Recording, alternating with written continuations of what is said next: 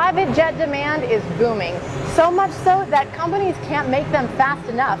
Even used jets are disappearing from the market.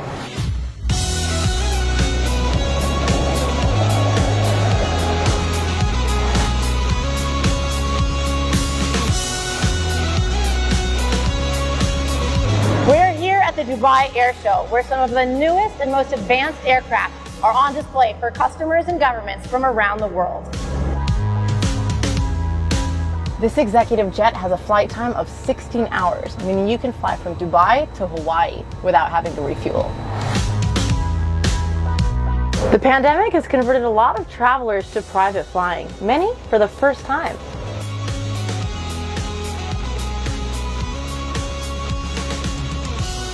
But it's not just that. There's been a wealth boom, especially among the already rich, as more companies go public and the stock market hits record highs. This chart tracks the number of business jet deliveries since the start of 2019. As IPO activity hit record highs in 2021, the number of private jets sold spiked along with it. Analysts tell me a lot of newly listed companies are buying their first company jets, but the market's attracting individuals too, whether it be an executive, a startup founder, or a lucky crypto investor with their first 100 million looking for a new toy with a high price tag. This is the Dassault Falcon 6X. The price tag, $50 million.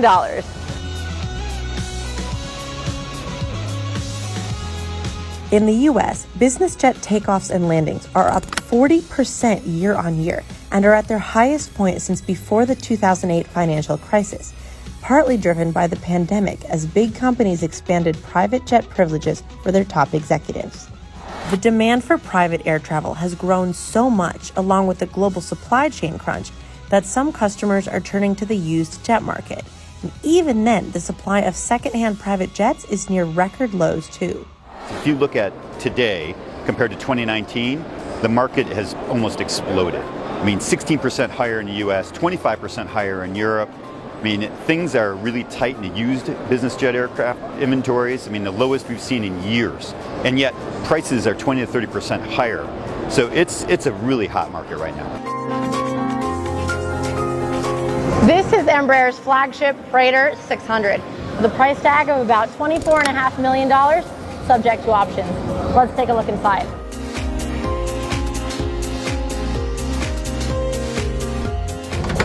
We've got a mini espresso machine, and here where you can keep the crystal. First-time entrants to the private jet market now make up over 30% of buyers. For Brazilian plane maker Embraer, new buyers account for 34% of deliveries year to date. I asked Embraer's Chief Commercial Officer, Steven Friedrich, what stood out to him in the market. The addressable market right now for business jets has expanded. The pie has gotten bigger. And the result is from continued wealth creation of over 12% when you take a look at the billionaires through the world, but also from what was traditionally been Fortune 100 and large private companies. People are looking at ways to become more productive, more certain in the missions that they have to perform. And that's the key right now, is that private aviation, business aviation, really is a productivity tool. And obviously with the longer flights, you want to take a nap, you can do that.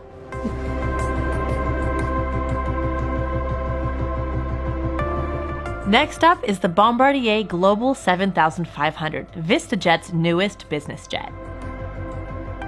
VistaJet is an on-demand charter flight service for customers who want to fly private but can pay by flight hours rather than buying their own jet. If you want to take a trip in this plane, it'll cost you roughly $20,000 per hour, and you have to buy at least 100 hours per year. But if you want your own Global 7500, that'll cost you between $70 million and $100 million. Well, demand in this industry has been really off the scale. I've been in the industry for 20 years now. I've never seen anything like it. And then you've just seen a huge surge of new customers coming to the industry and staying. And if you want some space from the kids, some privacy, soundproof doors. Now we have a classic supply-demand curve. There's just not enough supply, and the demand has been skyrocketing. So prices are going up. Availability is very, very tight. The increase in wealth since the pandemic began has been visibly unequal, with U.S. billionaires getting approximately 62% richer, gaining more than $1.8 trillion since March of 2020. Rising inflation also means prices on just about everything are going up, from basic goods to things like airplane parts. Private jets were a common sight at the recent COP26 climate summit, getting heat from environmental activists. Because private jets carry less people and typically have shorter ranges compared to commercial flights, they have a disproportionate impact on the environment. A recent report found that private jets are 5 to 14 times more polluting per passenger than commercial planes. Say you want something a little more versatile than your standard executive jet. This is the Cessna Grand Caravan EX. Pilots call this the SUV of private planes. It can take off from and land on dirt, grass, and even water.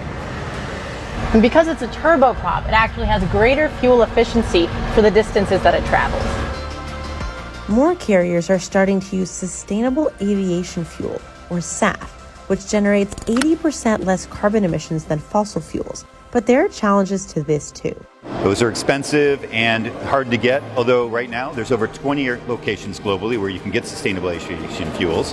And you look at companies like NetJets, and last year they did 2.5 million miles on the sustainable aviation fuel. So I see that as being kind of the next step in sustainability for business aviation, followed by new programs, new engines, and the continuation of technologies to drive sustainability. Around 14 billion liters of SAF are in forward purchase agreements, and 45 airlines now have experience using them. 100 million liters of SAF will be produced in 2021, according to the IATA.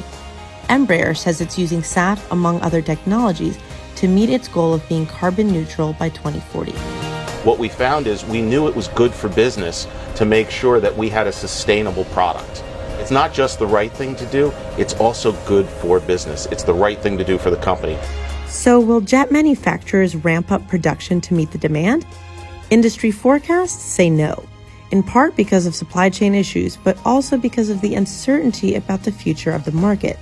The shortage also helps boost their prices. Industry analysts tell me they don't see demand dying down anytime soon, even once the pandemic is over, meaning if you think this pastime is expensive now, you probably haven't seen anything yet.